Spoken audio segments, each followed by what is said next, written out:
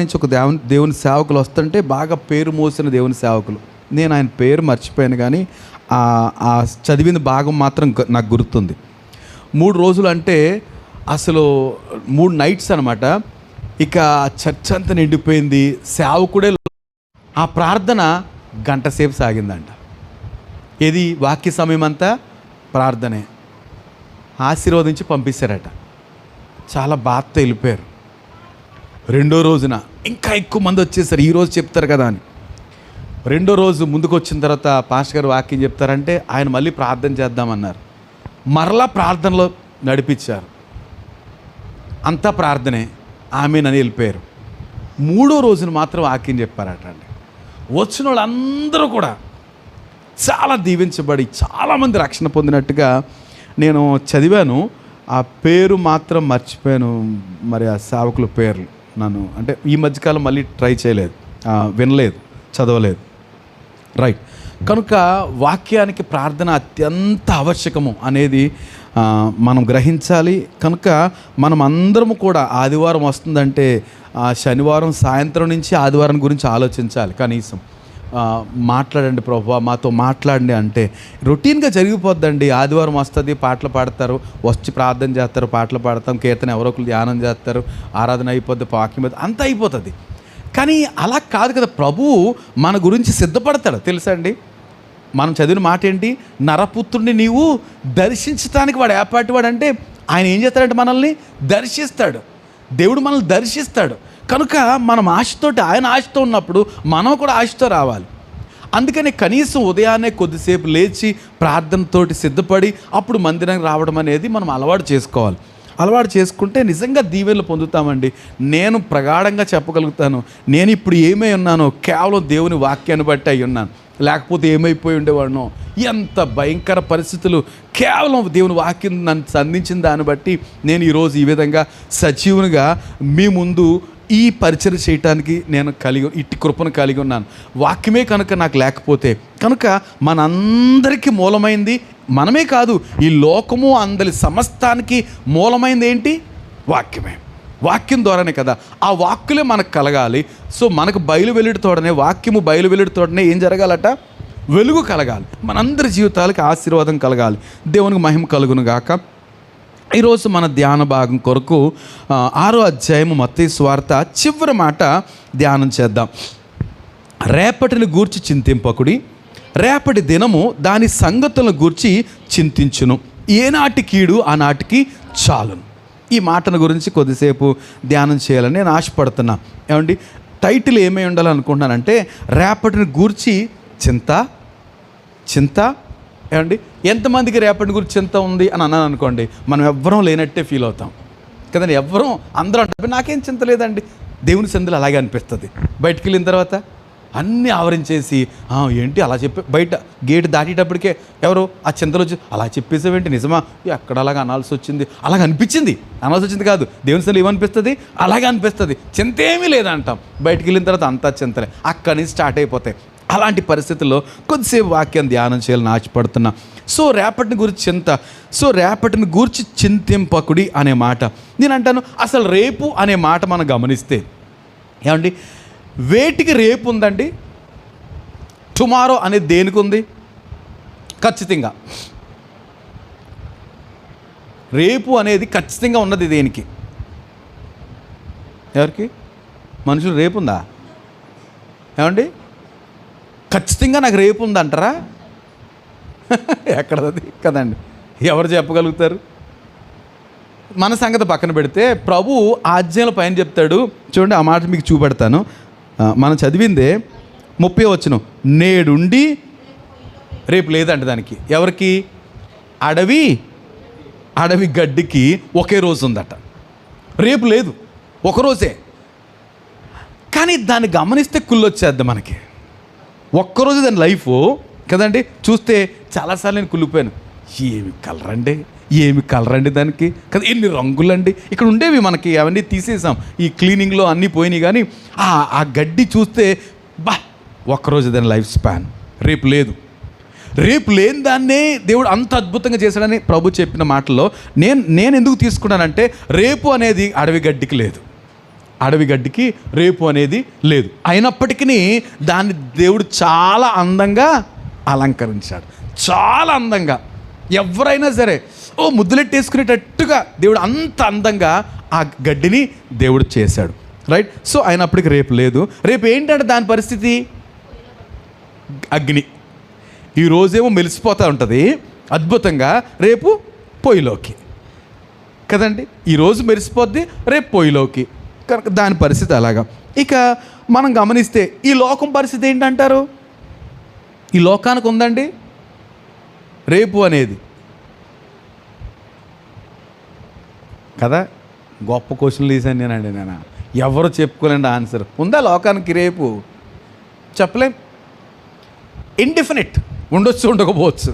మనం ఉంటున్న లోకము కనపడేది ఏదైనా సరే అస్థిరం అండి. ఈరోజు మనం చూస్తున్నది అంతా కూడా అస్థిరం, స్థిరమైంది కాదు.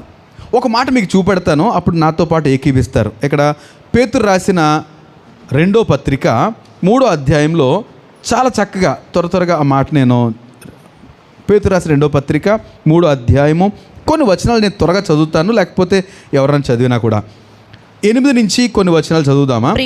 ప్రియులారా సంగతి మర్చిపోకండి. ఏమండి? ఓ సంగతి మర్చిపోకండి. ప్రియులారా, మీరు వినేయండి, తీయకపోయినా పర్వాలేదు, వినేయండి. ప్రియులారా, ఓ సంగతి మర్చిపోకండి. ఏంటంటే ప్రభు దృష్టికి ఒక దినము 1000 సంవత్సరం వలె. ఏంటంట? ఆయన దృష్టికి ఒక రోజు ఈక్వల్ టు 1000 సంవత్సరాలు. దేవుని దృష్టికి ఒక రోజు అంటే 1000 సంవత్సరాలు అండి. 1000 సంవత్సరాలు అంటే 10 తరాలు మన లెక్క ప్రకారం. అంటే తరం ఒకవేళ 100 సంవత్సరాలు అనుకుంటే 10 తరాలు. దేవుని దృష్టికి ఒక సంవత్సరము, ఒక దినము 1000 సంవత్సరాలు. 1000 సంవత్సరాలు ఒక దినం వలె. 1000 సంవత్సరాలు ఆయనకి ఒక్కరోజే, రైట్. కొందరు ఆలస్యమని ఎంచుకున్నట్లు ప్రభువు తన వాగ్దానం గురించి ఆలస్యము చేయువాడు కాడు. చాలామంది అనుకుంటున్నారు, ఏమనుకుంటున్నారు? చాలా టైం పడుతుందండి, ఈ లోకం పాడైపోవడానికి చాలా టైం పడుతుందండి. మేము చిన్నప్పటి నుంచి కదండి, మన చిన్నప్పటి నుంచి ఇలాగే ఉందండి, ఇలాగే చెప్తున్నారండి. అబ్బే అన్నట్టుగా ఆయన ఆలస్యం చేయువాడు కాడు కానీ ఎవడునూ నశింపవలనని ఇచ్చయింపక అందరూ మారు మనసు పొందవలని కోరుచు మన ఎడల దీర్ఘశాంతం గలవాడే ఉన్నాడు. అయితే ప్రభు దినము దొంగ వచ్చినట్లు వచ్చును, ఆ దినమున ఈ మాట గురించి చూశానండి. ఏంటంట? దేవుని దినము, ఆ రోజు ఎలా వస్తుందంట? దొంగ వచ్చినట్టు వస్తుందట. ఏం జరుగుద్దంట? ఆ దినమున ఆకాశములు మహాధ్వనితో గతించిపోను. ఏమవుతాయంట? ఆకాశం అంటే పైన చూస్తున్నాం కదండి, ఆకాశము, సూర్యుడు, చంద్రుడు, నక్షత్రాలు ఇవన్నీ మహాధ్వనితోటి ఏమవుతాయంట? గతించి. మహాధ్వని అంటే ఒక్కొక్కసారి వర్షం వచ్చి ఉరుములు పిడుగులు పడుతున్నప్పుడే గుండెలు అలిసిపోతున్నాయి కదండి. అమ్మో అంటున్నారు, పెద్ద అమ్మో అంటున్నారు. ఇది ఎప్పుడైనా ఒకసారి పిడుగు పడుతున్నప్పుడు, ఆ మెరుపు వస్తున్నప్పుడు, మరి ఆకాశంలో మహాధ్వనితో గతించిపోతాయంటే అప్పుడు పరిస్థితి ఏంటి?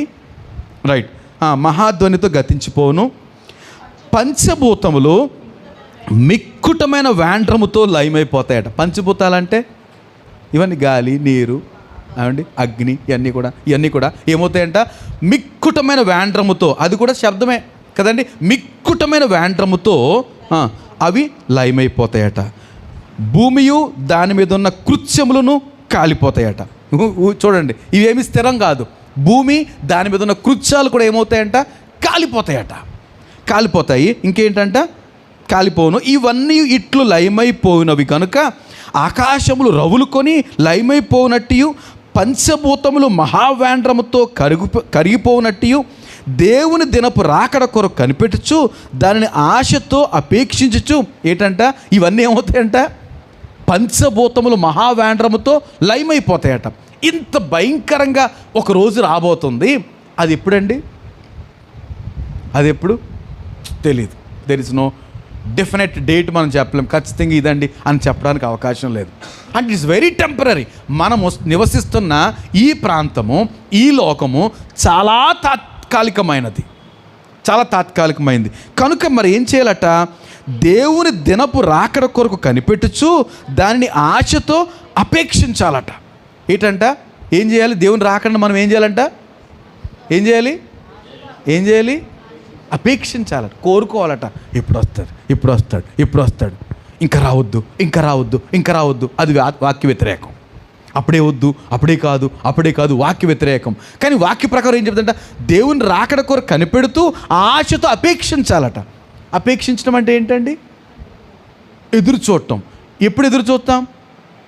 మన ట్రైన్ ఎక్కడేనండి, ఒక అడుగులో వెళ్ళిపోదాం అనుకున్నాం, పక్కనే గొడవన్స్ అనుకుందాం, మన ఏంటది క్వార్టర్స్ ఉన్నాయి కదా, అక్కడే ట్రైన్ రాగానే వెళ్ళిపోదాం అనుకున్నాం, ఇంకా స్నానమే చేయలేదు, ట్రైన్ వచ్చేయాలి, ఇప్పటికి వచ్చేది 5 నిమిషాలు అంటే అది కరెక్ట్ కాదు. ఎప్పుడు వేచి చూస్తాం? పక్క ప్యాక్ అయిపోయి బ్యాగ్ దగ్గర పెట్టుకుని చెప్పులు కాళ్ళు పెట్టేసి వస్తే ఎక్కేస్తాం అన్నట్టు వాళ్ళు ఎదురు చూస్తామంటారు. నేను ఇంకా స్నానమే చేయలేదు, బయట పెత్తనాలు చేస్తున్నాను. పొద్దుట్లప్పుడు ఇలాగే చేస్తూ ఉంటాం. చర్చ్ టైం అయిపోయింది ఉంటుంది, బయట పెత్తనాలు. సో బయట పెత్తనాలు చేస్తున్నప్పుడు దేవుడు వచ్చేసిన పర్లేదు, ఎలా కుదురుతుంది? ట్రైన్ వచ్చేసిన పర్లేదంటే ఇంకా సిద్ధపడలేదు కదా. అంటే అర్థం ఏంటట, దేవుని దినపు రాకడ కొరకు సిద్ధపడుతూ దాని కొరకు ఆశతో అపేక్షిస్తూ ఇంకో మాట, మీరు పరిశుద్ధమైన ప్రవర్తనతోనూ భక్తితోనూ ఏంటంట, పరిశుద్ధమైన ప్రవర్తనతోనూ భక్తితోనూ ఎంతో, అది ఆ మాట చూడండి, ఎంతో జాగ్రత్త గలవారై ఉండాలి. ఇంతగా నేను ఎందుకు చదివానంటే, ఈ పంచభూతములు ఆకాశ మహాకాశాలు మహావేండ్రముతో లయమైపోతాయి కనుక దీనికి రేపు అనేది కన్ఫర్మ్ కాదు, రేపు అనేది స్థిరము కాదు. రైట్. ఇంకొక విషయానికి వస్తే ఏమండి, ఓకే, మన సంగతి మన శత్రువుల సంగతి కూడా చెప్పాలనుకుంటున్నాను నేను. ఏంటండి, మనం ఏమన్నా డెఫినెట్ అండి రేపు అంటే అస్తమానం ఇలా చెప్పడం ఏమనుకోకూడదు. ఖచ్చితంగా వాక్యమే అది. రేపు అనేది నరునికి కన్ఫామ్ కాదు, మనిషికి, స్త్రీకి పుట్టిన నరునికి కన్ఫామ్ లేదు. ఎందుకంటే అంత అల్పులము. అయితే సరే, మనం దేవుని కృపలో ఉన్నాము కాబట్టి ఆ భయం నాకు లేదు. మీకుంటే మీకు కూడా ఉండకూడదు కదండి. దేవుని కృపలు రక్షణ పొందిన వారికి ఏమంటే పౌలు అప్పుడే ఎదురు చూస్తున్నాడు కనుక మనకి ఎవరికి రేపుని గురించిన భయము, ఏమైపోతాము, చచ్చిపోతామేమో, ఆ భయం ఉండకూడదు. రైట్. సో మనకి ఆ భయం లేదు, కానీ మన శత్రువుల గురించిన భయం ఉంది. ఏ శత్రువులు? చాలా రకాల శత్రువులు ఉన్నారు మనకి. డైరెక్ట్గా మనుషులే ఉన్నారు శత్రువులు, పరిస్థితులు, ఇవన్నీ కూడా మనకి శత్రువులే. ఒకసారి ప్రభు అంటాడు, ఇశ్రాయేలుకి శత్రువులు వచ్చారు. ఎలాంటి శత్రువులు అంటే ఎలాంటి వాళ్ళు? డైరెక్ట్ శత్రువులే. 400 ఏండ్లు బాగా పీల్చుకు తినేసి, సో దేవుడు విడిపిస్తే మళ్ళీ బయలుదేరిపోయారు. వెనకాల ఫరో తమ సైన్యం బయలుదేరింది. ఎక్కడ వీళ్ళు అడవులో చిక్కుపోయారా, అరణ్యంలో చిక్కుపోయారు, ఇంకెక్కడ తప్పించుకుంటారో అనుకున్నాడు. ఎవరు? ఫరో. ఇంకెక్కడ తప్పించుకుంటారు? ఎదరేమో సముద్రం ఉంది, ఎలా వెళ్తారు? సముద్రం దాటి. కనుక దొరికిపోయారు. పదండ్రా, టేక్అవుట్, తీయండ్రా బళ్ళు అని తీశారు. ఆ రథాలు 600 శ్రేష్ఠ రథాలు, దాంతోపాటు ఫరో రాకూడదు, ఫరో కూడా బయలుదేరాడట.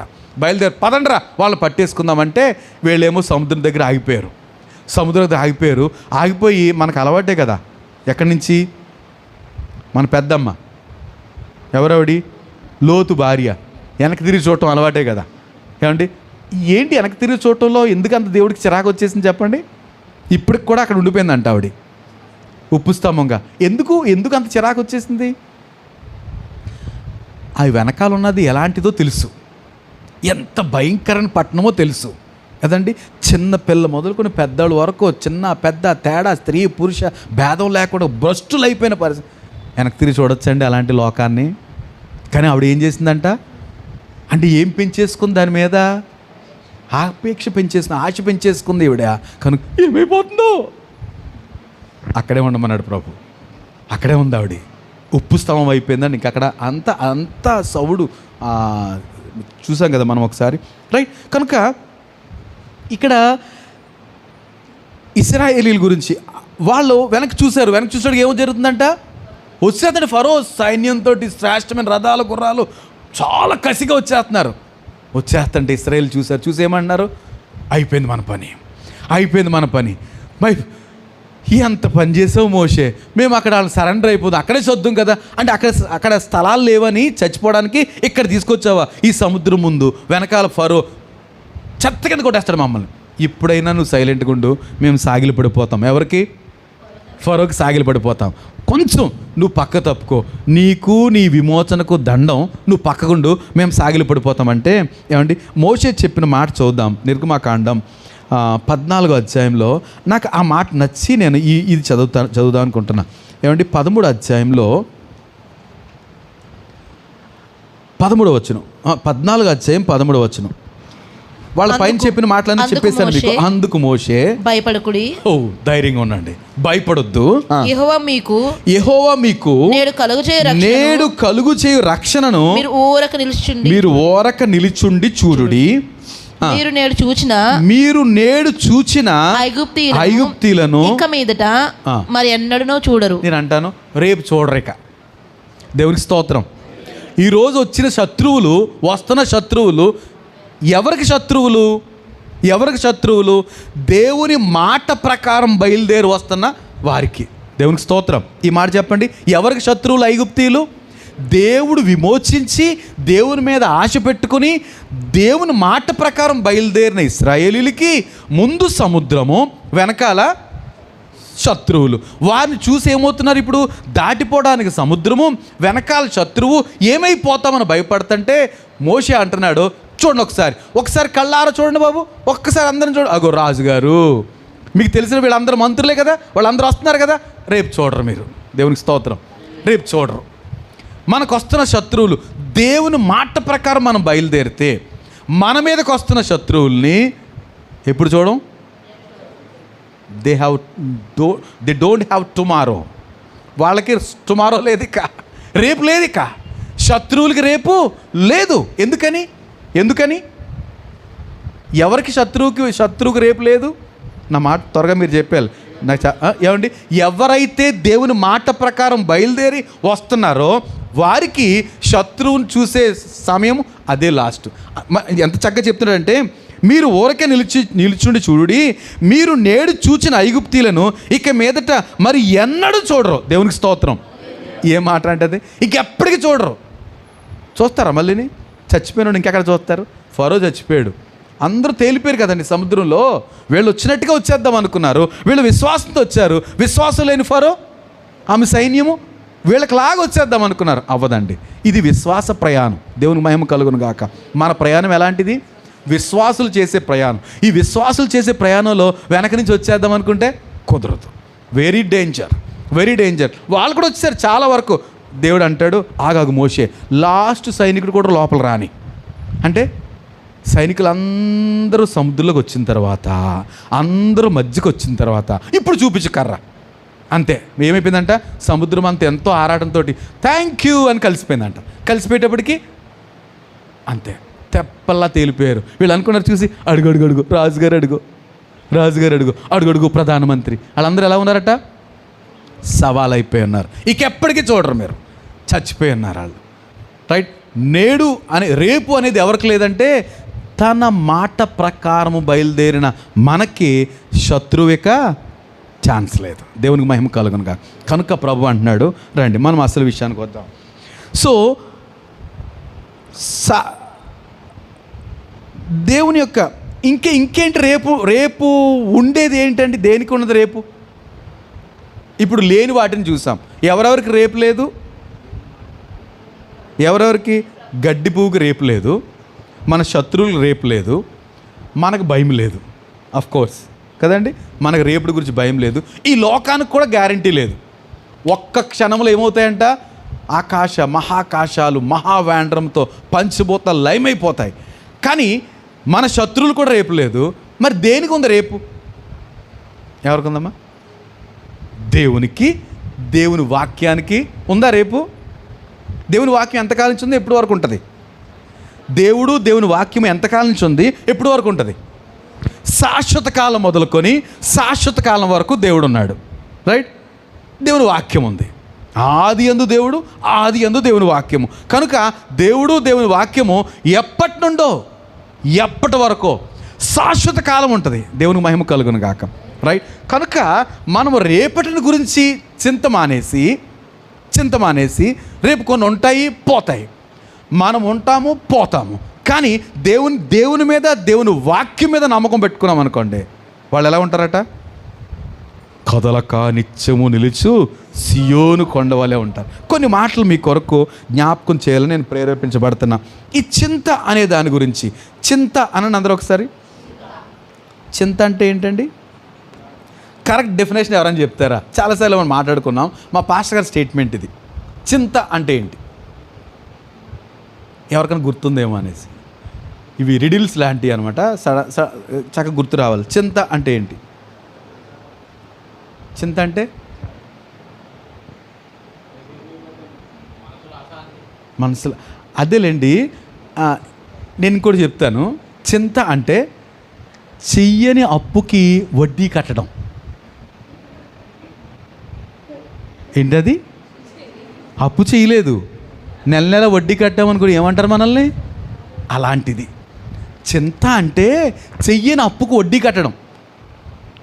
అంటే ఎంత అసమంజసం! ఎవరిని అడుగుతాడో మనల్ని? ఎరా వడ్డీ కట్టలేదు అడుగుతారా మనల్ని? అడుగుతారండి? అప్పు చేయకపోతే వడ్డీ ఏం చేస్తాం? అలాగ అడిగితే లేపేసి గోడకు తగిలిస్తాం వాడిని కదండి. చెయ్యని అప్పుకు వడ్డీ కట్టమంటే నువ్వు ఎప్పుడు అప్పిచ్చావు? ఇలాంటిది చింత అంటే. ఏమి ప్రయోజనం లేదు దానివల్ల. కానీ ఏం చేస్తూ ఉంటాం? ఎవరిని అడిగారు అనుకోండి, అసలు ఏంటి చింత అంటే, మరే ఎందుకు ఇలా బాధపడిపోతున్నాను? అలవాటైపోయింది మనకి.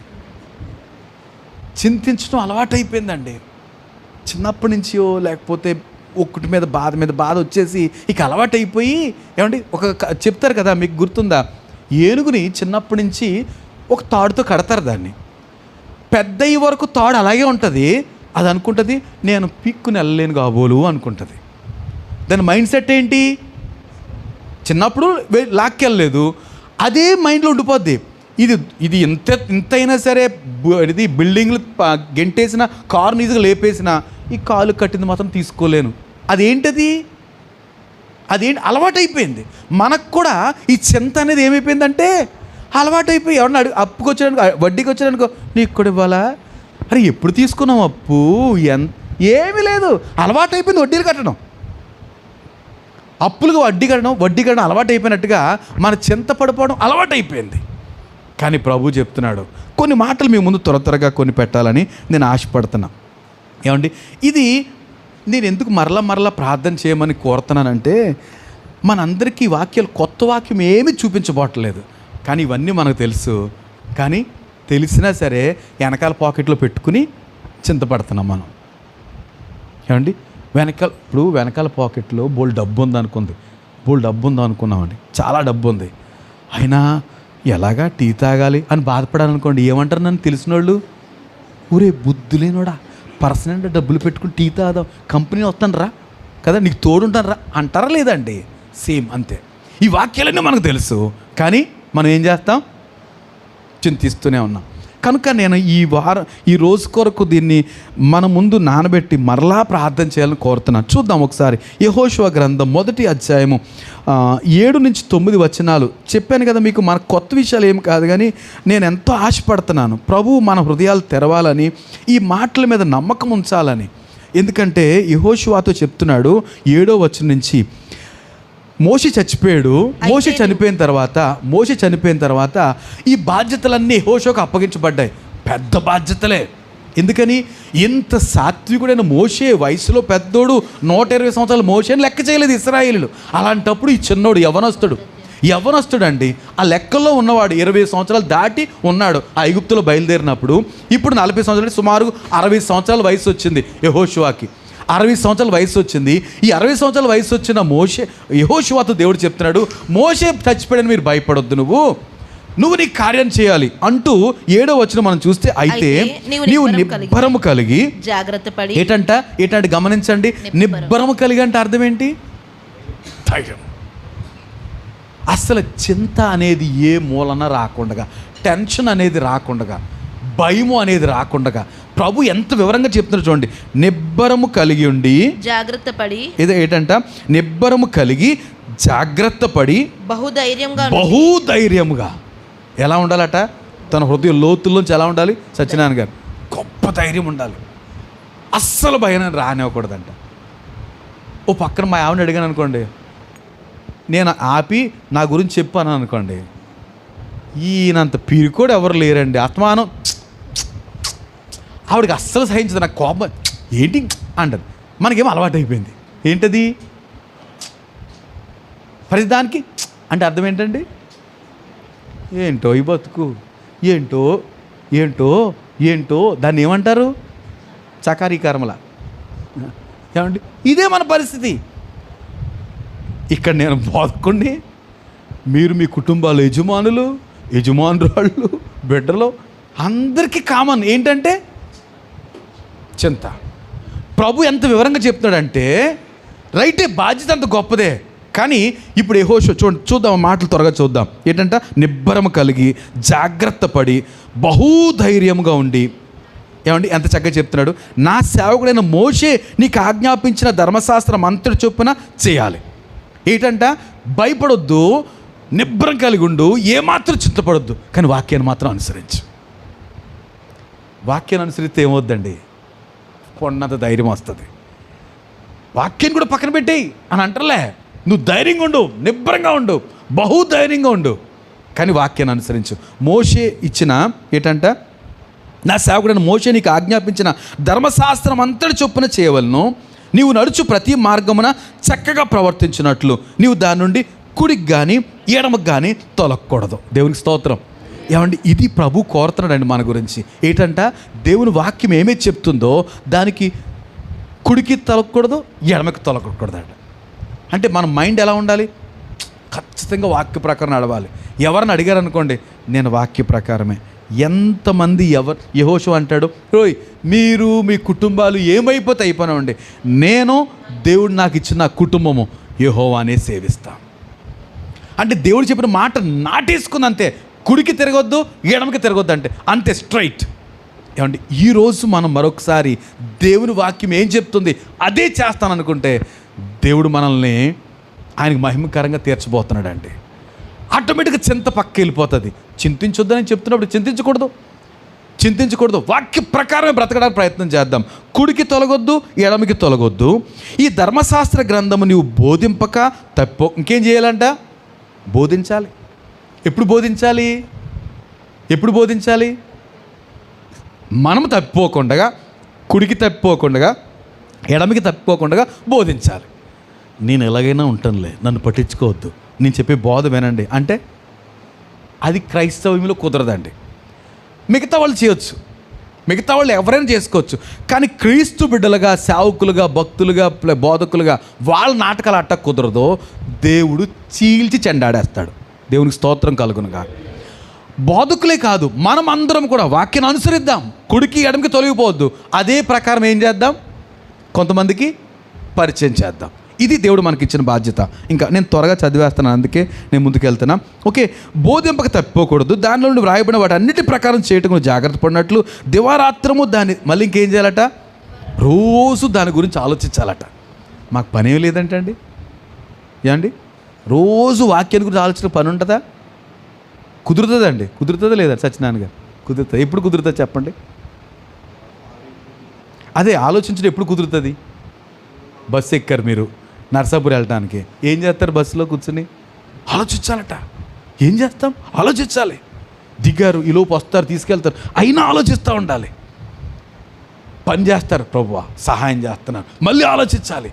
అమ్మో ఈ విషయంలో అని నిత్యము దీని గురించి ఆలోచించాలట. మన పనులు చేసుకుంటూనే సాధ్యమే, ఇది సాధ్యమవుతుందండి. దేవుడు చెప్పిన మాటలో ఆయన అన్నాడు కానీ అలా కుదురుతుందండి అంటానికి ఛాన్స్ లేదు. ఆయన అనుభవించి చెప్తున్నాడు ప్రతిదీ కూడా.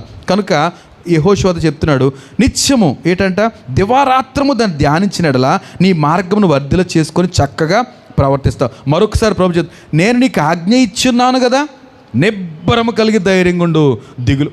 ఏమండి, మరలా చెప్తున్నాడు. ఒకేసారి చాలాసార్లు చెప్తుంటే ఏమనిపిస్తుందండి మనకి, ఇందాకే చెప్పావు కదా ప్రభు, అంతే. దేవుడి స్టైల్ అంతే. మీరు చూసారు కదా, మోషే ఒకసారి చెప్పాడు, ఇంకో ఎవరో పర్వతాన్ని ముట్టుకోకూడదంటే సరే చెప్పేసి వెళ్తే చెప్పావా అన్నాడు, చెప్పాను, మళ్ళీ చెప్పు. అయ్యో చెప్పాను తండ్రి, వెళ్ళేసిరా అంటే ఏంటి, ప్రభువు మన పట్ల శ్రద్ధ. ఇలా చెప్పడం వల్ల అయినా కొంచెం స్థిరపడతామేమో అని. ఈరోజు మరలా ఎందుకు మాట్లాడుతాడు ఈ మాటలు?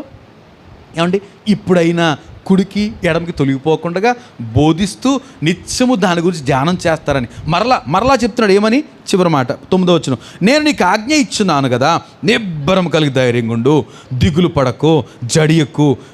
ఏంటంట, జడియొద్దు, అసలు భయపడకూడదట. దిగులు పడకు, ఏంటంట, దానికి ముందు ధైర్యంగా ఉండు, దిగులు పడకు, జడియకు. నీవు నడుచు మార్గం అంతట్లో నీ దేవుడని యెహోవా నీకు తోడై ఉండును. ఏమండి, మనం ఈ మాట ఇక్కడతో ఆపేసి కాసేపు ప్రార్థన చేస్తే బాగుంటుందేమో అనిపిస్తుంది నాకు. ఎందుకనంటే వింటున్నాం, బోల్డ్ వాక్యాలు వింటున్నాం, కానీ రివాజ్గా ఏం చేస్తున్నాం? భయపడిపోతున్నాం, దిగులు పడిపోతున్నాం, చింతపడిపోతున్నాం. అది మనకు తగదు అనేది ఈరోజు వాక్యం అండి. దయతో మనందరికీ ఈరోజు గుర్తుండాలని నా ప్రార్థన. ప్రభు దగ్గర బ్రతిమలాడుతున్నాం. మీరు కూడా ఏమంటే మన జీవితంలో పెద్ద సమస్య ఏంటి తెలుసా అండి? చింతే. నిజంగా కష్టం వచ్చి కాదు, కష్టం ప్రతి చిన్న విషయాన్ని గురించి వేడి చేసేసుకుంటున్నాం. ఇంకా కొన్ని మాటలు చూద్దాం. పోనీ సామెతల గ్రంథం 3వ అధ్యాయము 5. ఇంతసేపు ఆగకూడదు, నేను అన్ని కవర్ చేయలేను. 3వ అధ్యాయము 5, 6 వచనాలు చూస్తే, నీ స్వబుద్ధిని ఆధారం చేసుకొనక నీ పూర్ణ హృదయముతో యెహోవా యందు నమ్మకం ఉంచుము. ఏం చేయాలంట బాబు? నీ బుద్ధిని ఆధారం చేసుకోవద్దు. నీ బుద్ధిని ఆధారం చేసుకోకు, పూర్ణ హృదయంతో దేవుని యందు నమ్మకం ఉంచు. ఇంకా నీ ప్రవర్తన అంతటి యందు ఇంకొక విషయం ఏంటి, మళ్ళీ ఇక్కడ యెహోషువ చెప్తున్నాడు, నీ ప్రవర్తన అంతటి మీద ఆయన అధికారానికి ఒప్పుకో. అంటే ఆయన ఏం చెప్తున్నాడో, ఏమి నా జీవితంలో అనుమతిస్తాడో అదే చేయాలి. ఆయనకి ఇష్టం లేని పని ఏది చేయను. మనం అలా ప్రయత్నం చేయగలిగితేనండి అద్భుతంగా ఉంటుంది మన జీవితాలు. ఆయనకి ఇష్టమైతే చేస్తానండి, ఇష్టం లేనిది అదే నాకు ఎంత లాభమైనా మానేస్తానండి, అది ఎంత కలిసి వచ్చినా చెయ్యనండి. ఆయనకి ఇష్టం లేదు కాబట్టి ఆ స్థితికి మనం ఎదగాలండి. దేవునికి మహిమ కలుగును గాక.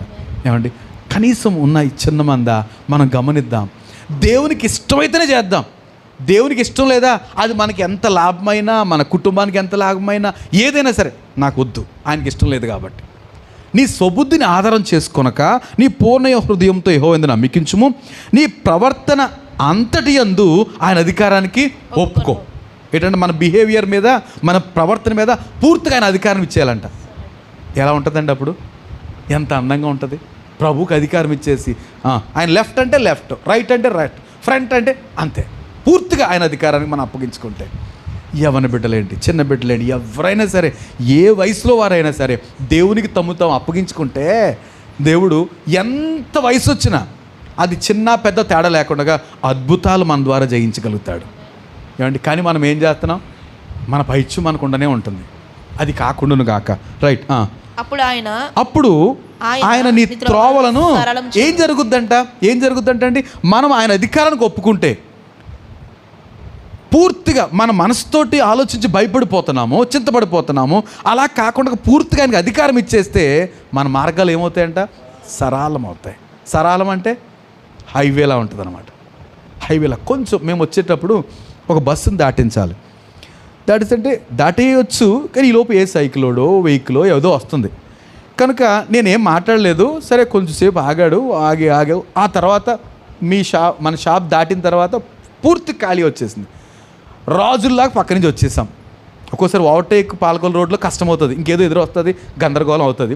అలాగే ఏమీ లేదు, పూర్తిగా వచ్చాం. వెంటనే నాకు అనిపించింది ఏంటంటే, కొంచెం ఓపు పట్టాలి. మనం వెళ్ళలేకపోతున్నాం, టైం అయిపోతుంది. అలా కాదు, కొంచెం ఓపు పడితే రాజమార్గం ఏర్పడిపోతుందంటే, ఈలోపు ఏం చేస్తాం మనం?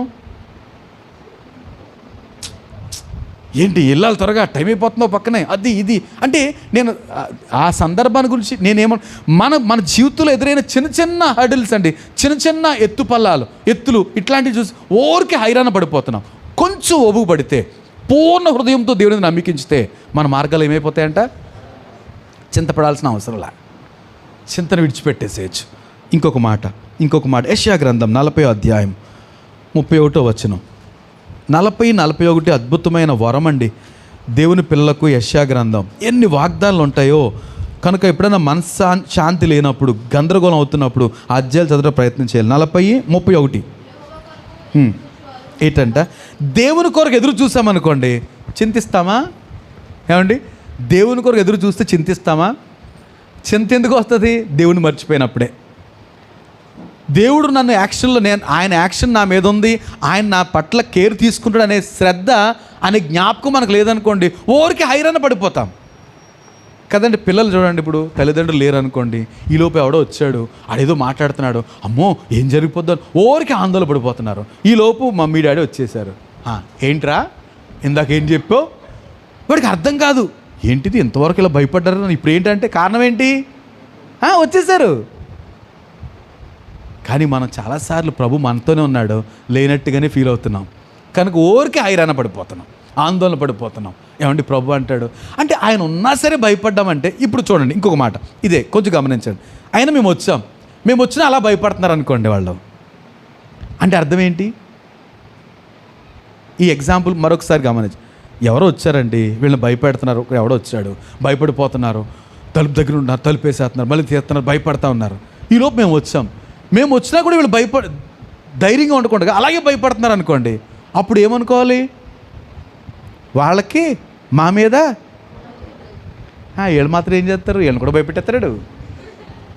అలాంటప్పుడు మేము ఇంట్లోకి వెళ్ళాలా, బయటికి వెళ్ళిపోవడం బెటరా కదండి? మనం తల్లిదండ్రుల మీద నమ్మకం లేకపోతే అలాగే ఉంది మన బ్రతుకు.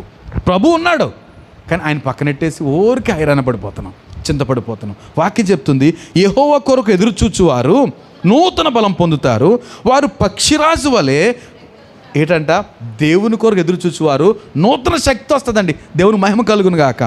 వయసుతో సంబంధం లేదు. మన కాళ్ళు మోకాళ్ళు అన్నీ స్ట్రెంథెన్ అవుతాయి, బలపడతాయి. యెహోవా కొరకు ఎదురు చూచువారు నూతన బలం పొందుతారు. ఏం చేస్తారంట, పక్షిరాజు వలె రెక్కలు చాపి. ఒక్కొక్కసారి ఎప్పుడైనా ఇది దొరుకుతూ ఉంటాయి కదండి, ఒక పిక్స్ మనకి పక్షిరాజు నీటిలో పడి, మనం చూస్తున్న ఒక నీటిలో ఉంది, అది ఇంత పెద్ద పక్షి నీటిలో అది ఏదో పట్టుకుంది, కాలుతో పట్టుకుని అప్పుడు ఎంత రెక్కలు లేపి పైకి లేస్తుంటే నాకు పక్షిరాజు గుర్తొచ్చాడు. ఏంటంట, ఎలా ఉంటామంటే మనము యెహోవా కొరకు ఎదురు చూస్తే నూతన బలం పొందుతాము, రెక్కలు చాపి ఏంటంట, పక్షిరాజు వలె రెక్కలు చాపి పైకి ఎగురుదురు, అలయక పరిగెడతారట, సొమ్మసిల్లక నడిచిపోతారట. దేవునికి స్తోత్రం. ఎవరు దేవుని కొరకు ఎదురు చూచువారు. ఎవరైతే అయ్యా నువ్వు ఉన్నావు, సహాయం చేస్తావు, తప్పగా సహాయం చేస్తావు, నీ కొరకు ఎదురు చూస్తున్నాను అన్నప్పుడు మనం భయపడం. ప్రభు కొరకు ఎదురు చూద్దాం. ఏమండి, సిగ్గు అవమానం మనకు కలగదండి. ఆయన కొరకు ఎదురు చూచువారిలో ఏ ఒక్కరూ సిగ్గును ఉందరట. కనుక అంత మంచి దేవుడు మనకి ఎక్కడ అపనమ్మకం అసలు దేవుడు మంచోడేనంటారా? అక్కడ వచ్చేస్తుంది డౌట్ అండి. నాకు కూడా నా ప్రార్థన కూడా ఆలకిస్తాడా? ఆయన మంచోడు అంటాను తిక్కు పెడతాము, కానీ నా ప్రార్థన నేను ఇలాంటోడు కదా, ఇలాంటి దాని కదా, నా ప్రార్థన ఆలకిస్తాడా? కానీ ఆయన అంటున్నాడు, నీ కోసం నా జీవితం ఇచ్చేట ప్రయత్నం చేస్తాను. ఇచ్చేసాడు కదండి. మన కొరకు తన ఏకే కుమారుని ఇవ్వడానికి వెనుదీయలేదట. ఇక ఏమి ఇవ్వకుండా ఉంటాడు. కానీ మనం ఏం చేస్తున్నాం, మన నీతి, మన మంచితనము, మన ఇట్లాంటివి చూసుకుని అబ్బాయి నాకు మేలు చేయలేండి అని అనుకుంటున్నాం. కానీ ప్రభు మన కొరకు తపన పడిపోతున్నాడండి. కనుక యెహోవా కొరకు ఎదురు చూచువారు నూతన బలం పొందుతారు, వారు పక్షిరాజు వలె రెక్కలు చాపి పైకి ఎగురుదురు, అలయక పరిగెడతారు, సొమ్మసిల్లక నడిచిపోతారట. సో ప్రభు మీద ఆధారపడిన వారు ఏం చేస్తారు, చింతపడరు, చింతించడానికి అవకాశమే లేదు. రైట్. సో నూతన బలం పొందుతారు. మరొక మాట 6వ అధ్యాయం లూకాసు వార్తలో 35వ వచనం. లూకాసు వార్త 6వ అధ్యాయం, ఈ కొండ మీద ప్రసంగాన్ని లూకా ఇలా రికార్డ్ చేశాడు. 35వ వచనం చూస్తే, మీరైతే ఎట్టి వారిని గూర్చి అయినను నిరాశ చేసుకొనక. ఏంటంటే మనం ఏం చేయాలంట, ఎవరిని బట్టి కూడా మనం నిరాశ పడిపోకూడదట. ఈ మాట గమనించాలి. చాలాసార్లు మన చింతకి మనుషులే కారణమైపోతారు. వాళ్ళు చూసి అబ్బా ఎలాగ చింత, వీళ్ళని ఎలాగా ఏగాలి. ఒక భార్య అయితే భర్త గురించి, భర్త భార్య గురించి, లేకపోతే బిడ్డలు పెద్దవాళ్ళ గురించి, లేకపోతే పక్కోళ్ళ గురించి, లేకపోతే ఇలాగా ఎన్నో సమస్యలు. వాక్యం చెప్తుంది, మీరైతే ఎట్టి వారిని గురించి చింతించవద్దు. ఏంటంట, నిరాశ చేసుకోవద్దు. వాళ్ళు ఎవరైనా సరే ఏంటంట, మీరైతే ఎట్టి వారిని గురించి నిరాశ చేసుకో. ఈ మాట నాకు ఎన్నిసార్లు ఎన్ని రకాలుగా అర్థమవుతుందో. మనం చాలాసార్లు చాలామంది గురించి నిరాశ పడిపోతాం. ఇలాగైతే ఎలాగా కదని అనిపించిందా? ఇలాగైతే ఎలాగా? కుటుంబాల్లోనే అనిపించేది. భార్యకి భర్త మీద ఇలాగైతే ఎలాగా, లేకపోతే భర్తకే భార్య మీద ఇలాగైతే ఎలాగా, బిడ్డలను బట్టి, తల్లిదండ్రులు బట్టి, అల్లుళ్ళు, అమ్మ, ఇవన్నీ ఒక్కోసారి అనిపించేస్తుంది ఇలాగైతే ఎలాగా అనేసి. కానీ వాక్యం చెప్తుంది, మీరు ఎట్టి వారిని గూర్చి నిరాశ చేసుకొనక మీ శత్రువులను ప్రేమించండి. రైట్. కనుక మన నిరాశకు, మన చింతకు మూలమైన మనుషులు, లేకపోతే వాళ్ళు ఎవరైనా, వాక్యం చెప్తుంది ఏంటంటే నిరాశ చేసుకోవద్దు, వారి గురించి ఎవరికి కురింగిపోవద్దు, వారి గురించి చింతపడిపోవద్దు. మనం చేయాల్సిన పని ఏంటి? ప్రేమించాలి, శత్రువుల్ని ప్రేమించాలి. ఎలా ప్రేమించమంటారు సార్? ఎంత దుర్మార్గులు, ఇంత అన్యాయం చేశారు, ఇంత మోసం చేశారు, లేకపోతే ఇంతలా చేశారు, ఎలా క్షమించమంటారు? నిరాశపడద్దు అంటారు. వాక్యం చెప్తుంది, ఏం చెప్తుంది? నువ్వు నిరాశ చేసుకోవద్దు. అలాంటి వారి గురించి అయినా సరే నువ్వు నిరాశ చేసుకోవద్దు. ఈ మాట మన హృదయాల్లో నాటబడాలని నేను పదే పదే చెప్తున్నా. ఈ మాటలు ఏమి బాగా పరిచితమైనా కానీ మనకి ఈ మాటలు స్వీకరించాలి. మనము మన జీవితాల్లో చాలామంది గురించి అయితే ఎవరో ఒకరి గురించి బాగా నిరాశపడిపోతున్నాం. వాక్యం చెప్తుంది, నిరాశపడద్దు, శత్రువులను ప్రేమించు. నిరాశపడిపోవద్దు, ఎలాంటి వారిని గురించి నిరాశపడద్దు. ఏం చేయాలంట? వాళ్ళని ప్రేమించాలి. నిరాశపడొద్దు, వారిని ప్రేమించాలి. నిరాశపడొద్దు, వారిని ప్రేమించాలి. వారి గురించి చింతపడొద్దు, వారిని ప్రేమించు. దేవుడు యాక్షన్లో దిగుతాడు. ఎందుకు ప్రేమిస్తున్న? నిరాశపడవలసిన పరిస్థితే, అయినా నిరాశపడకుండా ఎందుకు ప్రేమించాలి? వాక్యం చెప్తుంది కాబట్టి. అయ్యా, నీ వాక్యం చెప్తుంది కాబట్టి నేను నిరాశపడకుండా ప్రేమిస్తున్నాను అంటే ఆయన యాక్షన్లో దిగుతాడు కదండి. ఒక మాట ఉంటుంది, మన ప్రవర్తన ఆయన దృష్టికి ప్రీతికరమైనప్పుడు ఆయన వారి శత్రువులను సహా మిత్రులుగా చేసేస్తారట. అంటే మన ప్రవర్తన దేవుని దృష్టికి ప్రీతికరమైతే మన శత్రువులు కూడా ఏమవుతారంట? మిత్రులు అయిపోతారు. కనుక మనం కొంతమంది గురించి భయపడుతున్నాం. అయ్యో వీళ్ళు అలాగా, అయ్యో నేను సహించలేకపోతున్నాను వీళ్ళని అంటే వాక్యం చెప్తుంది, నిరాశపడద్దు. అలాంటి వ్యక్తి గురించి కూడా నిరాశపడద్దు, ప్రేమించు. దేవుడు గొప్ప కార్యాలు చేస్తాడు. కుటుంబ సమస్యలు కూడా సమసిపోతాయండి. నాకు తెలిసిన కుటుంబాలు అల్లాడిపోతున్నాయి, తల్లడిల్లిపోతున్నాయి. కానీ వాక్యం చెప్తుంది, నిరాశపడొద్దు. ఎట్టి వారిని బట్టేనా నిరాశపడొద్దు. ఏం చేయాలంట? ప్రేమించాలి. దేవుడు గొప్ప కార్యం చేసేస్తాడు. రైట్. మరొక మాట, శత్రువును ప్రేమించాలి. ఫిలిప్పీ పత్రిక, బహుశా మనం చివరికి వచ్చేసాం. ఫిలిప్పీ పత్రిక 4వ అధ్యాయం.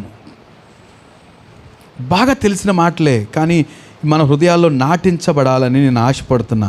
ఫిలిప్పీ పత్రిక 4వ అధ్యాయము 6వ వచనం చూస్తే దేన్ని గురించి ఇంకా ఇప్పుడు ఇంకేమైనా ఉన్నాయండి? నేను చాలా మాటలు మనం జ్ఞాపకం చేసుకున్నాము. శత్రుల గురించిన భయము, లేకపోతే కొంతమంది గురించి నిరాశ, లేకపోతే ఇంకేముంది, ధైర్యం లేకపోవడం వల్ల పరిస్థితులు బట్టి, లేకపోతే కృంగిపోయి మన మీద మనం నమ్మకం పెట్టుకుని అనవసరంగా దేవుని మీద చింతపడిపోయి ఇట్లాంటి పరిస్థితులు మనకు ఎదురవుతున్నప్పుడు, ఇలా ఇవి కాకుండా ఇంకేమైనా వచ్చి మనల్ని చింతపరుస్తుంటే, ఇంకేమైనా ఉంటే వాక్యం చెప్తుంది ఏంటంట?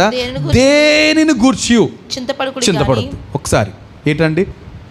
దేన్ని గూర్చి చింతపడకూడదట అండి. దేన్ని అంటే తెలుగులో ఈ దేనిని గూర్చి చింతపడద్దంటే ఇక దేని గురించి చింతపడకూడదంట అండి. అంటే అదేంటది? అస్సలు ఇంకా ఏదైనా చెప్పండి మీరు. ఒకవేళ నాకు తెలియంది, మనకి ఇప్పుడు డిస్కస్ చేయని ఏమైనా ఉంటాయి కదండి. మీరు చెప్పారు కానీ నా బాధ మీకు ఇంకా దేవుడు చెప్పలేదండి అంటే ఇందులో వచ్చేసింది. ఏమంటాడు? దేని గురించి చింతించొద్దు. మరి ఏం చేయాలట? వాక్యం చెప్తుంది, దేని గురించి చింతించొద్దు కానీ ప్రతి విషయంలోనూ ప్రార్థన విజ్ఞాపనల చేత కృతజ్ఞతాపూర్వకంగా మీ విన్నపాలు దేవునికి తెలియచేయండి. ప్రార్థన చేయండి, విజ్ఞాపన చేయండి కృతజ్ఞతాపూర్వకంగా. అయ్యా, వాళ్ళకి అలా చేశారట, నాకు చేయవా? నేను ఎంత చింతలో ఉన్నాను. నీ వాక్యం చెప్తుంది అసలు దీని గురించి కూడా చింతించొద్దని చెప్తున్నారు కదా, దేని గురించి చింతించొద్దు అంటున్నారు కదా. కనుక నేను ప్రార్థన చేస్తున్నా, నాకు సహాయం చేయవా? ఖచ్చితంగా ప్రభు సహాయం చేస్తాను. ఆ తర్వాత మాట చూస్తే, దేని గురించి చింతింపకుడి కానీ ప్రతి విషయంలోనూ ప్రార్థన విజ్ఞాపనల చేత కృతజ్ఞతాపూర్వకంగా మీ విన్నపాలు దేవునికి తెలియచేయండి. ఏం జరుగుద్దంట? అప్పుడు ఏం జరుగుద్దంట? సమస్త జ్ఞానములకు మించిన దేవుని సమాధానం మన హృదయానికి తలంపులకు తోడుగా ఉంటుందట, కావలి ఉంటుందట. గొప్ప సమాధానం, గొప్ప సంతోషం మన హృదయ తలంపులకు కావలి ఉంటుందట. సో వాక్యం చెప్తున్న మాట మనం గమనించాలి. ప్రభు ఏమంటున్నాడు? మీరు రేపటిని గురించి చింతించవద్దు. రేపటిని గురించి ఏమి తిందుమా, ఏమి త్రాగుదుమా, ఏమి ధరించుకుందుమా, అవి చిన్న చిన్న పాఠాలు నేను జ్ఞాపకం చేసుకుని ఇంకా లోతుగా ఇంకేమైనా ఉంటాయి. ప్రభు యొక్క ఉద్దేశం ఇది. దేని గురించి మనం చింతించొద్దు అనేది. భవిష్యత్తు గురించా, పెళ్ళిళ్ళ గురించా, లేకపోతే ఉద్యోగాల గురించా, లేకపోతే కుటుంబ బాధ్యతల, ఇవన్నీ ఏదైనప్పటికీ మనం చేయాల్సింది ఒకటే. ఏం చేయాలంట? రేపు నిరంతరము ఉన్న దేవుని వాక్యం మీద నమ్మకం ఉంచుదాం. మిగతాది ఏది స్థిరం కాదు. ఏమండి, కొన్నిసార్లు అమ్మో ఈ రాజ్యమా, లేకపోతే ఈయన ఇలాగా, వాళ్ళ గురించి కూడా భయపడిపోయే పరిస్థితులు వచ్చినాయి. కానీ ఏం చేయాలంట? భయపడాల్సిన అవసరం లేదు. వాళ్ళ తాత్కాలికమే. కేవలం ఒక మాట కీర్తన ఎక్కడ ఉంటుంది కదా, తృణప్రాయుడు రేపు చనిపోయే మనిషి గురించి ఎందుకు భయపడతావు? కీర్తనలో ఉంటుంది, మనం చదివాము. ఏంటంట, రేపు చనిపోయే వ్యక్తి గురించి ఎందుకు భయపడతావు నువ్వు? ప్రభు అంటే ఇశ్రాయేల్ గురించి, ఐగుప్తుల గురించి ఇంకెప్పుడు చూడవాళ్ళని, ఇదే లాస్ట్, ఎప్పటికీ మళ్ళీ చూడవు. అట్లాంటి అద్భుతాలు మన పైన జరిగించడానికి సిద్ధంగా ఉన్నాడు ప్రభు. కనుక వాక్య మూల పాఠానికి వెళ్తున్నాను నేను. రేపటిని గురించి చింతించొద్దు. మరి ఏంటంట, దేవుడు రేపటి గురించి కొంతమందికి బాధ్యత అప్పగించాడు. ఎవరికి? మనుషులకు కాదు. చదవండి, ఆ మాట తీద్దాం. చివరిగా మనం చదువుకున్న మాట మత్తయి సువార్త 5వ అధ్యాయంలో 6వ అధ్యాయంలో చివరి మాట 34వ వచనం. దాని సంగతులను గురించి చింతించును. ఏంటంట, రేపటిని గురించి చింతించొద్దు అంటూ అక్కడ అది పెట్టి అంటాడు కదా, రేపటి దినము దాని సంగతుల గురించి చింతిస్తుందట. ఏంటంట, ఎవరు చింతిస్తారట? చింతించే బాధ్యత మీకు ఇవ్వలేదండి. మీకే కాదు, మనకి ఇవ్వలేదండి. ఏంటంట, చింతించే బాధ్యత మనకి ఇవ్వలే. మనం చింతపడినక్కర్లే. పూర్తిగా దేవుని మీద నమ్మిక ఉంచాలి. ఇంకా టెన్షన్ పడుతుంటే ఏం చేయాలి? సవినయంగా ప్రభు దగ్గర కృతజ్ఞతాపూర్వకంగా, దిగులతో కాదట, అయ్యబాబు ఏమైపోతుంది అలా కాదండి ప్రార్థన. కృతజ్ఞతాపూర్వకంగా మన విన్నపాలు దేవుని తెలియజేయండి, గొప్ప నెమ్మది వస్తుంది. అయితే రేపటి గురించి చింతించేది ఎవరట? రేపు అనే రోజు మన గురించి చింతిస్తుందట. ఈ మాట గమనించండి. అంటే మనం రాత్రి పండుకుంటప్పటికి రోజు ఏర్పాట్లు చేయడం మొదలు పెడతాం అన్నమాట. అమ్మో, దేవుని బిడ్డలు లేస్తారు పొద్దుటికి, వాళ్ళకి ఏం సెట్ చేయాలి, ఎలా పరిస్థితులు కలిగించాలి అని రేపటికి దేవుడు ఆజ్ఞ ఇచ్చాడట. రేపటికి ఆజ్ఞ ఇస్తే ఆ రేపు మన గురించి అన్నీ సమకూరుస్తుందట. దేవుడు రేపటికి ఆజ్ఞ ఇస్తాడు అంటే ఎంతమంది నమ్ముతున్నారు? ఏమండి, మన కొరకే కదా ఈ సృష్టి అంతా దేవుడు 6 రోజులు చేసి 6 రోజులు సారం దింపాడు. ఇప్పుడు ఈ సార్ రాగానే సృష్టి అంతా ఏం చేయాలి? What can I do for you sir? మీ కొరకు ఏం చేయమంటారు మమ్మల్ని కదండి? సూర్యుడు ఎందుకు వస్తున్నాడు? చెట్లు పండాలి, మనకు ఫలాలు ఇవ్వాలి. వర్షం ఎందుకు వస్తుంది? మనకు నెమ్మది ఇవ్వాలి, పంటలు పండించాలి. చలిగాలి, ఈ సీజన్స్ ఇవన్నీ కూడా. చేపలు ఎందుకండి చేపలు? పని పాట లేకుండా పెరిగిపోయి సముద్రం నింపేయడానిక? ఎందుకు? మనం తినాలి. జంతువులు ఎందుకు? మనం తినడానికి. తినగలనని తినొచ్చు. ఏమండి, ఏ భేదం లేకుండా ఏం తినగలితే తినొచ్చు. పక్షులు ఇవన్నీ కూడా మన కొరకండి, రాకుమారుని కొరకు అన్నట్టుగా. ఎవరు రాకుమారుడు? మనం రాకుమారులు. సో ఈ లోకమంతా, ఈ సృష్టిలో దేవుడు చేసిన 6 రోజుల సృష్టి అంతా మన కొరకే. కనుక దేవుడు చెప్పడా, భూమికి ఆజ్ఞేయుడా లేదా రేపటికి ఆజ్ఞేయుడా? Take care of my children అండా. ఎవరితోటి? నా పిల్లల పట్ల శ్రద్ధ చూపించండి అని ఎవరికి చెప్తాడంట? రోజుకి చెప్తాడండి. రేపు ఏం జరుగుద్దో, రేపు ఏదన్నా పని ఉంటుందో లేదో, ఆ పని మనది కాదు. దేవుడు వాటికి పని చెప్పేశాడు. ఏ పని ఏది అవసరమో అవన్నీ సరిచేస్తాడు. అయితే మనం మాత్రం ఎలాగని అన్నీ చూసుకుంటాం కదా, ఈరోజు కంటిన్యూ చేస్తాను నిద్ర అన్నాం అనుకోండి, నాకు సంబంధం లేదండి. ఎందుకంటే ముందే చెప్పుకున్నాం మనం, ఆయన ప్రసంగిలో జ్ఞానం చేసుకున్నాం కదా. ఏంటంట, చేతనైన పని శక్తి వంచన లేకుండా చేయాలటండి. ఏంటంట, ఎంతవరకు చేతన అవుద్దో శక్తి ఎంత ఉందో అంతవరకు పనిచేయాలి. శక్తికి మించి చేయాల్సిన అవసరం లేదు. ఇప్పుడు మీరు వెళ్ళలేకపోతున్నారు, నేను ఈరోజు వెళ్ళనమ్మా, చాలా నీరసంగా ఉంది. దేవుడు వెళ్ళమని అంటలే.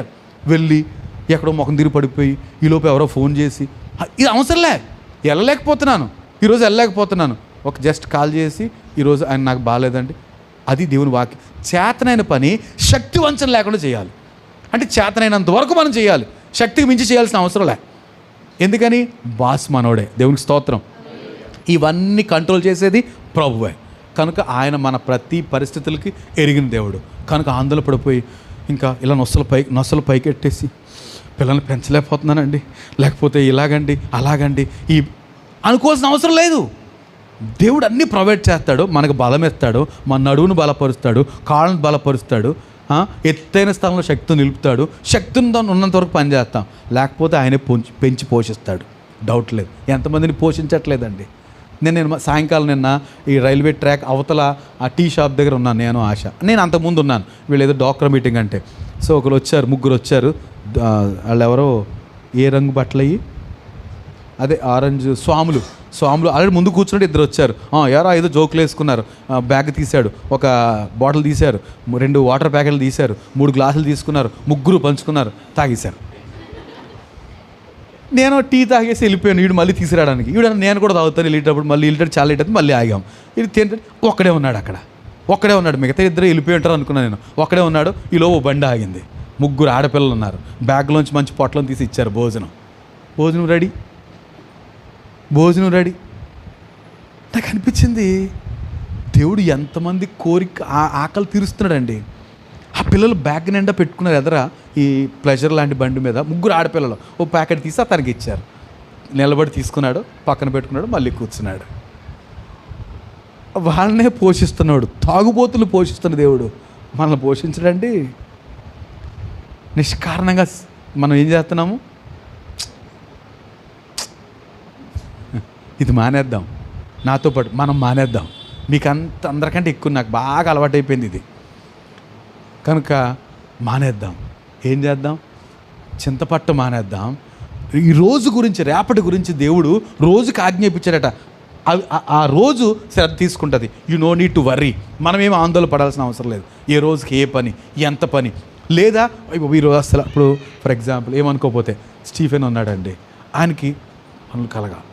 ఈరోజు పడుకుంటాడు పొద్దుటే, ఈరోజు ఏమన్నా అంటే బాసు ఆ చింత అక్కర్లే.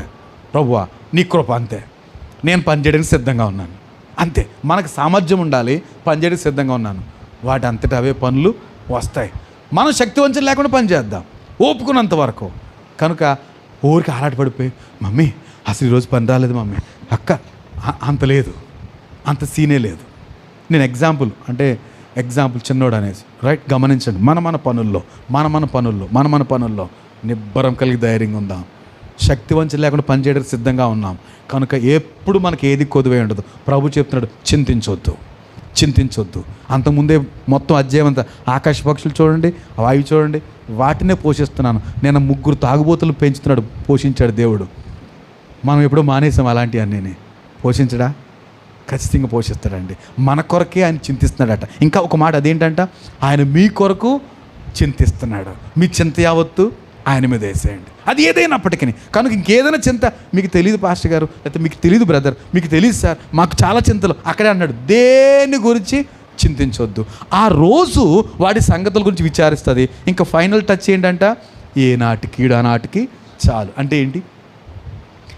ఈరోజే చాలాసార్లు ప్రభువును బాధ పెట్టాం కదండి. పొరపాటున బూత్ వచ్చేసింది, ఇలా తిట్టేశాం, ఆ కాలు తొక్కాడు అనేసి. మా పిల్లి నన్ను కాలు తొక్కుతూ ఉంటా చాలాసార్లు. ఏమండి, కాలు తొక్కితే దాన్ని నేను ఎక్కి తొక్కేసాను అనుకోండి. అలాగే మనకు వచ్చే కష్టాలు అలాంటివే. అయినా కళ్ళు కనపట్లేదేంట్రా ఏంటి, పొరపాటున తగిలితే మనుషులు అలాగ అయిపోయాం. నాకు ఒక్కసారి గుర్తొస్తుంది, ఆ ఊరికే వాటికి తిండి పెట్టగలుగుతుంటే మీద ఎక్కేసి మీదంటే పైకి కాదు, కాలు మీద తిరిగేస్తుంటే వాసిపోద్ది నా కాలు. అలాగే ఉంటాయండి. కానీ మనం క్రీస్తు ప్రేమను చూపిద్దాం. ఇలాంటి ప్రభు దగ్గరికి వచ్చేటికి ఈనాటి కీడే సరిపోద్ది రోజుకి. అమ్మో ఎన్నిసార్లు ఆయన గాయపరిచాం, ఆయనైతే ఇలా చేసి ఉండేవాడు కాదు కదా, నేను ఎన్నిసార్లు ఆయన వ్యతిరేకంగా పనిచేశాను. ఈనాటి కీడి రోజు సరిపోద్ది. రేపుడు గురించి ఎందుకు చింత? కనుక మన చింత యావత్తు ఏం చేద్దాం? ప్రభు మీద వేద్దాం. మనం మాత్రం ఎలా ఉండాలంట? నిబ్బరము కలిగి. ఎలా ఉండాలండి? అపరగారు నిబ్బరము కలిగి ధైర్యంగా, జడియకూడదు, చింత లేకుండా ఉండాలట. అట్లాంటి కృప ప్రభు మనందరికీ అనుగ్రహించిన గాక. ఖచ్చితంగా ఒక 5 నిమిషాలు మనందరం ప్రార్థన చేయాలని కోరుతున్నాను నేను. దయచేసి ఎక్కడ కదలొద్దు, ఒక్క 5 నిమిషాలు ఎవరికి వారే తెలిసిన మాటలు